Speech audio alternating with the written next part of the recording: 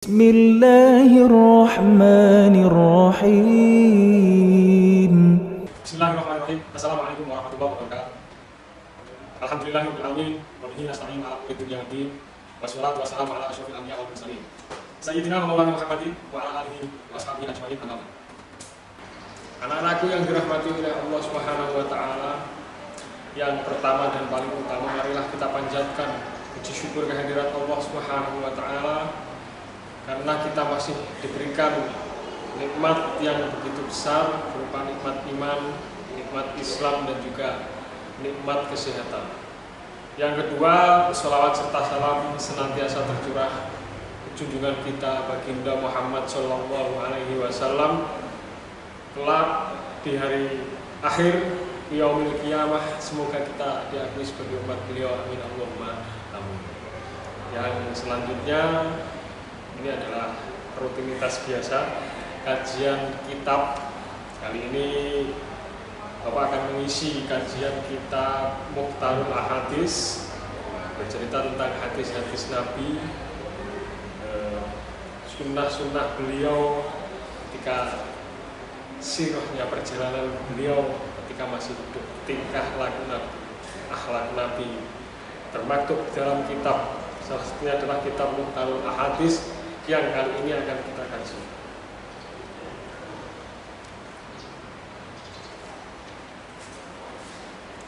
Kemarin Bapak telah menyampaikan beberapa hadis, yaitu hadis ke-9 dan juga ke-10.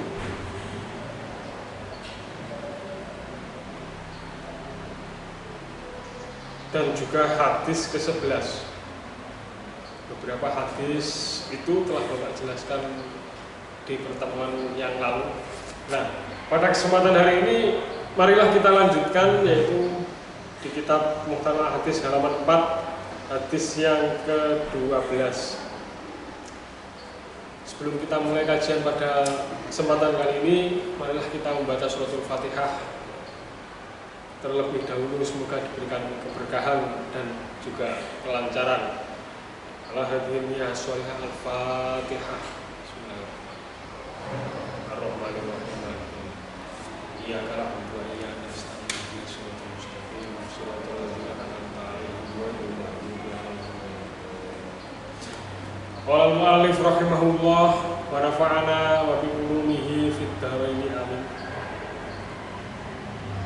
Bismillahirrahmanirrahim. Hadis ke-12. Atani Jibrilu, sabda Nabi,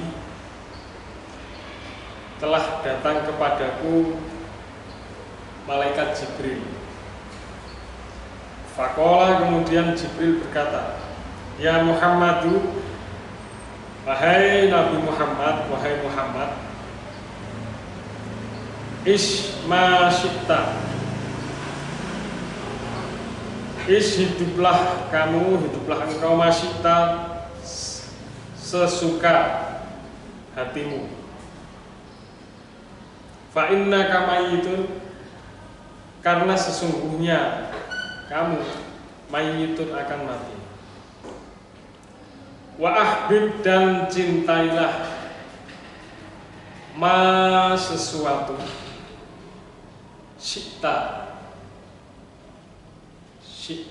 itu sesuka hati, syi'ta sesuka hatimu. Fa innaka mufariquhu, karena sesungguhnya engkau mufariquhu, akan berpisah dengannya, dengan sesuatu itu. Wa'mal, dan kerjakanlah, ma syi'ta, ma sesuatu, syi'ta yang engkau kehendaki. Fa innaka, karena sesungguhnya engkau majziyun, akan dibalas, diberikan balasan, bihi, dengan sesuatu, dengan ma. Wa'mal, dan wa'lam, dan ketahuilah, anna syarafal mu'mini, sesungguhnya orang mukmin yang mulia. Qiyamuhu billaili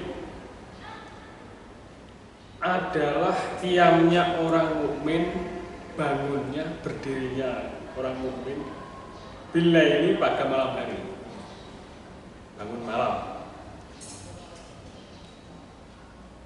Wa izzahu, dan kemuliaan seorang mukmin, istighna'uhu, rasa belas kasihannya seorang mukmin itu alin nasi, pada manusia, pada orang lain.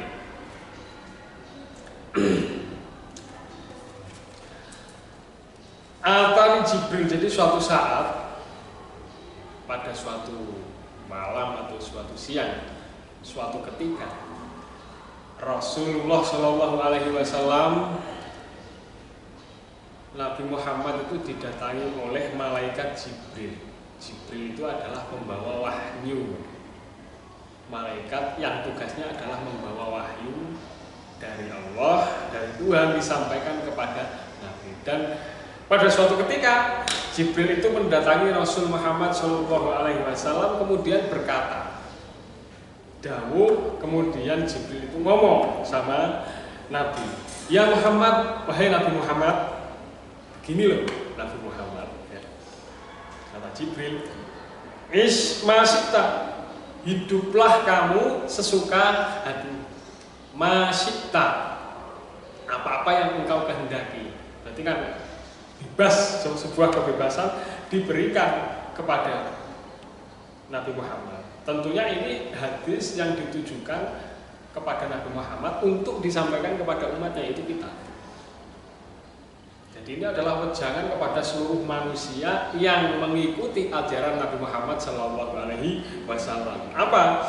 Hiduplah engkau sesuka hatimu, fa innaka mayyitun. Karena sesungguhnya engkau mayyitun, akan meninggal dunia. Kamu itu hidup mau berbuat apa terserah. Toh, nah gitu. Toh suatu saat pasti kamu juga akan meninggal. Jadi ini sebuah pilihan, sebuah kebebasan, freedom yang diberikan oleh Allah melalui malaikat Jibril, itu disampaikan kepada Muhammad, disampaikan pula untuk umatnya, itu kita.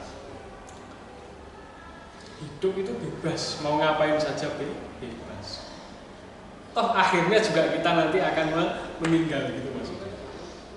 Wa ahbib ma syi'ta fa innaka mufariquhu. Cintailah sesuatu. Boleh kita mencintai siapa saja, boleh kita mencintai ayah, bapak, ibu kita, boleh kita mencintai Rasul kita, boleh kita mencintai Allah, boleh kita mencintai tumbuhan, hewan, pacar, anak, istri, kakak, adik, dan lain sebagainya. Itu boleh sekali. Masih tak, bahkan sekehendakmu, sesuka hatimu. Fa inna kamu fariquhu. Toh, gitu. Nanti kamu juga akan pisah dengan orang itu.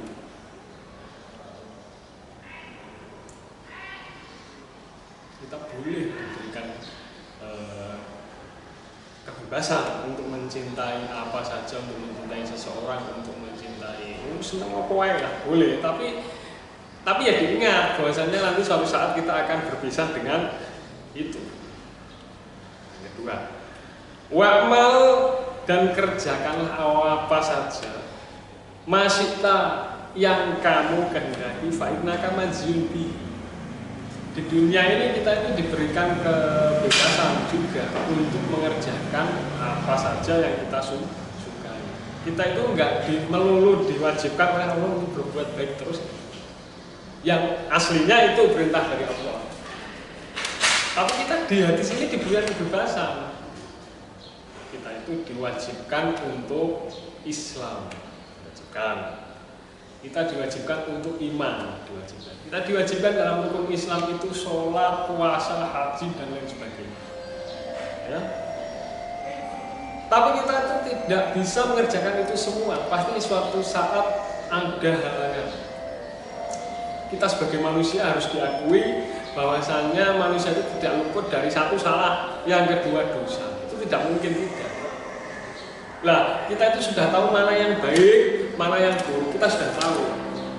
Tapi kita juga masih diberikan kebebasan oleh Allah untuk mengerjakan yang baik dan yang buruk. Toh, nah gini Mas ya. Toh nanti kamu juga majziyun bihi, akan dibalas dengan perbuatanmu itu. Jadi enggak melulu kalau kita melakukan baik, ya wis selesai baik, enggak. Buruk selesai, enggak. Tapi ada balasan dari Allah Subhanahu wa taala, dan itu sudah dijanjikan dan sudah kita itu diberi peringatan. Kalau kamu berbuat baik, nanti balasannya adalah surga. Kalau kamu berbuat buruk atau jelek, balasannya adalah neraka. Itu sudah dikasih tahu.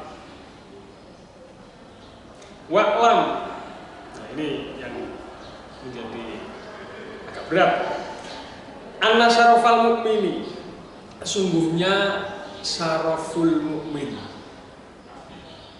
kemuliaan seorang mukmin, orang yang beriman itu punya ciri mulia.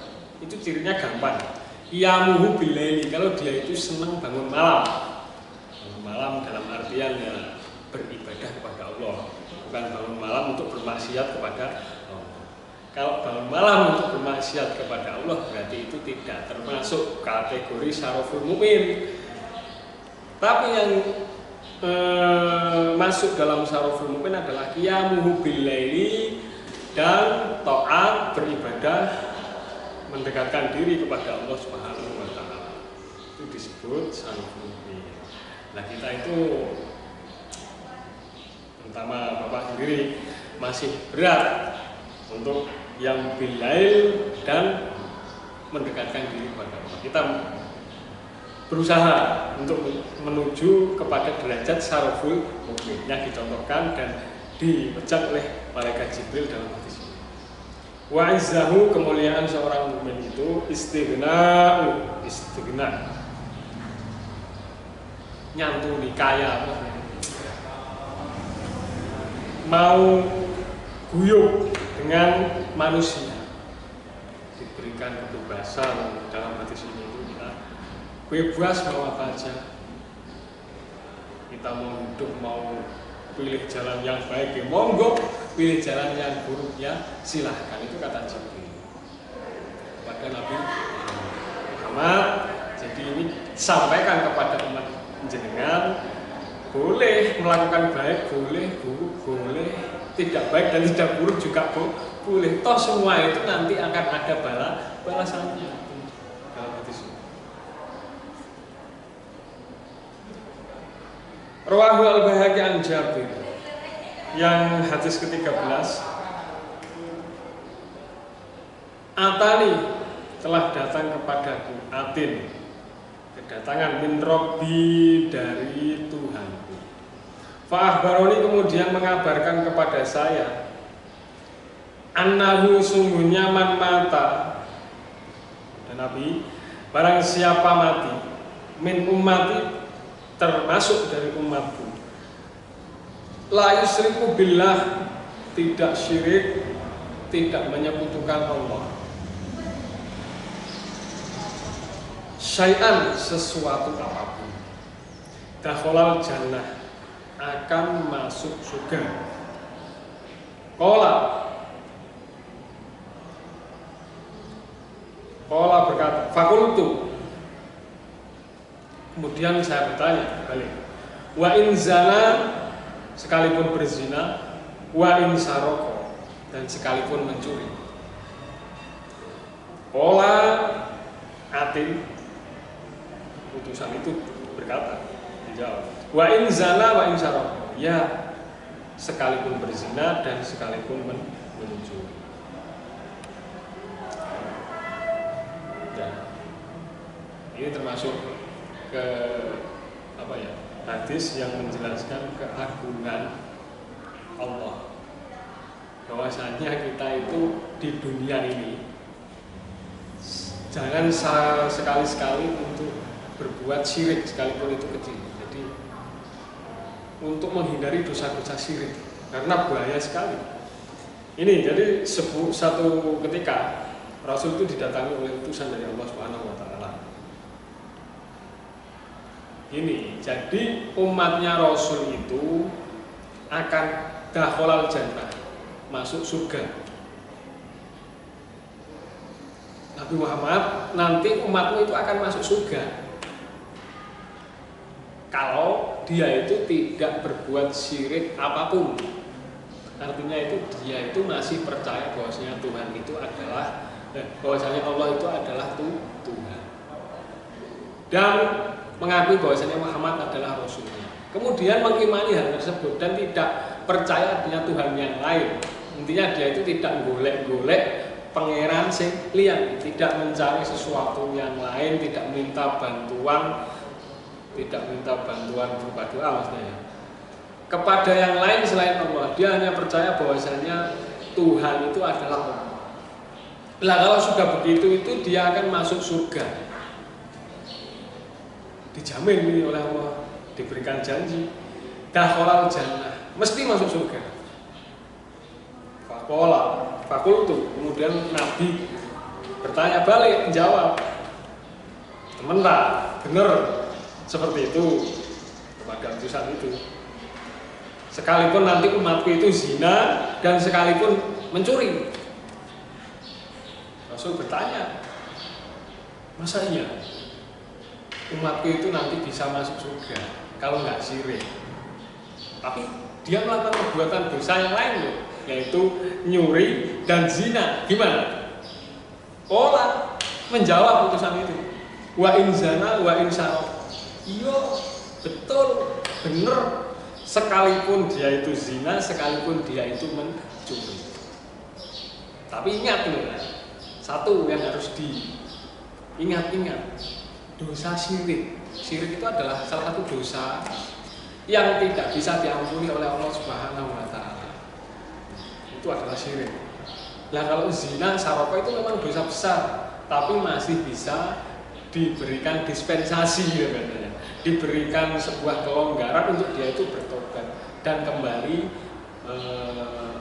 beristighfar kepada Allah Subhanahu wa Ta'ala.